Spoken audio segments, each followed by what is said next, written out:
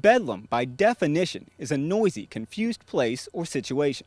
And that's exactly what Oklahoma State was hoping for as the Sooners came to town on Saturday night.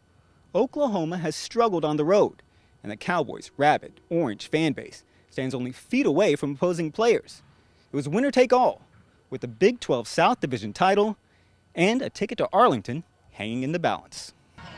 Bob Stoops' troops had gotten the better of OSU 7 straight times, but Mike Gundy's boys were slightly favored to win this one on senior night at Boone Pickens Stadium. Final home game for Hugo Chinasa, Kendall Hunter, and 14 other seniors. Travis Lewis probably moves to the NFL after this season. No way he wanted to lose his final Bedlam brawl. OU defensive coordinator Brent Venables faced the unenviable task of slowing down the potent three-headed orange offense of OSU. Midway through the first quarter, before anyone got on the board, OU fullback Trey Millard pranced to a humongous hole almost untouched. Capped an 82-yard drive. Sooners led 7-0. OU was looking for more when Landry Jones' errant throw cost the Sooners. Broderick Brown made the great pick on the sideline. Pokes will get a Dan Bailey field goal and trail 7-3. A couple of minutes later, it was OU's turn as senior safety Quentin Carter picks off the pass after it was tipped by freshman Tony Jefferson.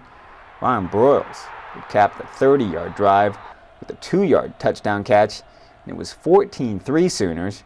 Broyles had 9 catches for 82 yards and the score. Sooners were trying to go up big when Landry Jones made a mistake, a large one. The sophomore quarterback was picked off by Sean Lewis, who took it all the way back to the house from 52 yards out.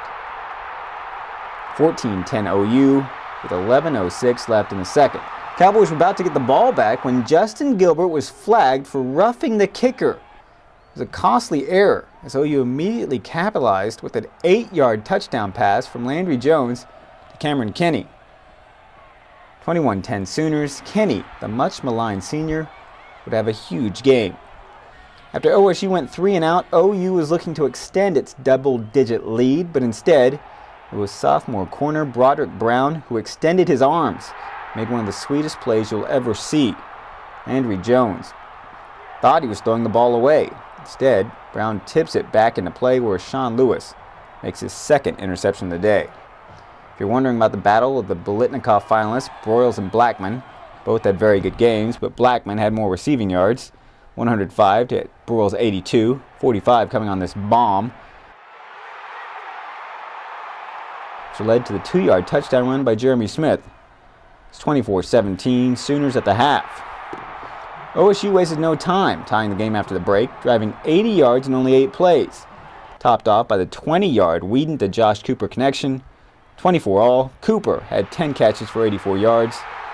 OU would add 3 Jimmy Stevens field goals in the fourth quarter and held a 9-point lead, 33-24, until Justin Blackman found pay dirt on the 15-yard Whedon pass.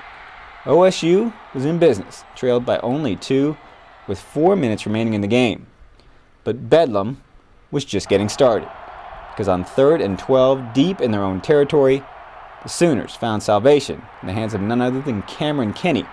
A missed defensive assignment allowed the speedy senior to get wide open on a crossing route and race 86 yards to vindication. The Sooners had a 40-31 lead with only 3 minutes remaining. Kenny led all receivers with 141 receiving yards.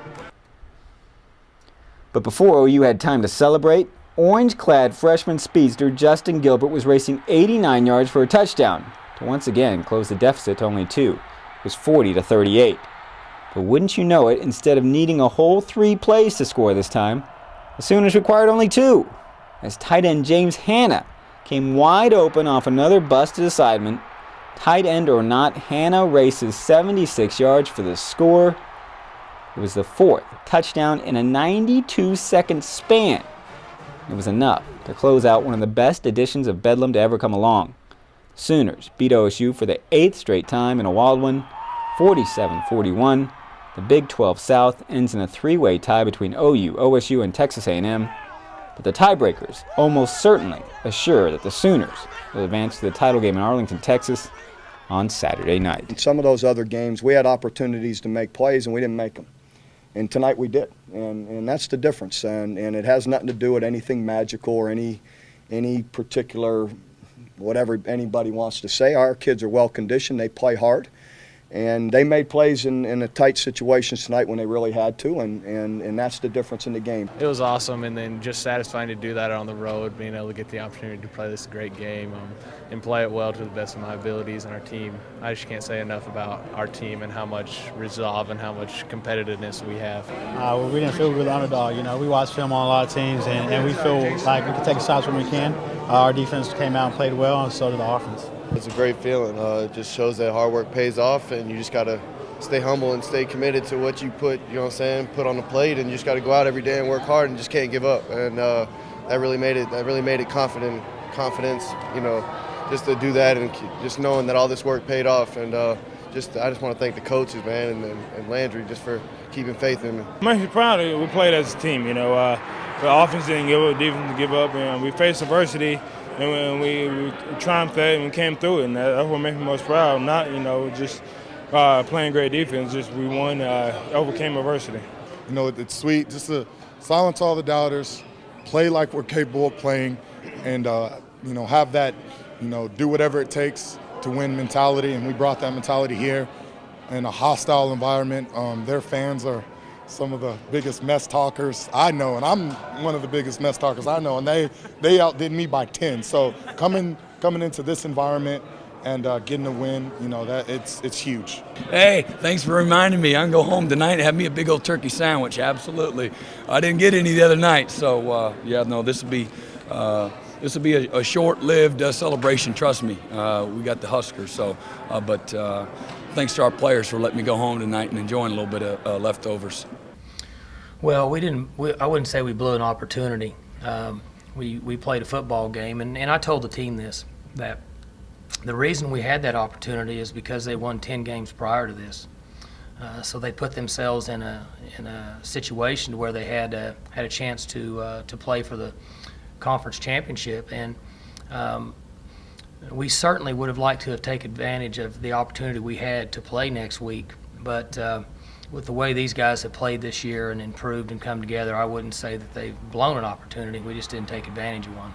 I mean, it hurts, but you win some, you lose some. We won 10 games this year, and I don't think many people in the country would have given us that much credit. And like I said, I can't reiterate it enough. I'm very happy with this football team, the way they competed all year. We came together as a team and proved a lot of people wrong. And within that locker room, we're obviously right now we don't feel good about it, but hats off to Oklahoma. They're a good football team, and it's going to be an interesting game next Saturday for those guys. They're pretty good defensively too. Those guys, Coach Venables and Coach Stute's been doing the same thing there for 12, 13 years now. So the consistency and where they're at defensively is a little ahead of where we are offensively when it comes to that consistency. It hurts really bad deep down inside, knowing that, we have worked really hard to try to accomplish that goal, but we still have something that we can accomplish here, and that never happened, and then that's 11 wins. So we're going to go back to work and do whatever it takes to get that 11 win this season. I know it's a heartbreaker. It's their last game in Boone Pickens Stadium, and we left with an L. So I know it hurts them bad, but hopefully we just make it up in the ball game. So one classic rivalry game leads to another as the Sooners and Cornhuskers prepare to face off one final time before Nebraska departs for the Big Ten. The Cornhuskers will be looking for their third Big 12 title. The Sooners will be looking to win their second in 3 years. All the fun gets started at 7 o'clock next Saturday night in Cowboys Stadium in Arlington, Texas. Reporting from Boone Pickens Stadium in Stillwater, Damon Fontenot, News OK Sports.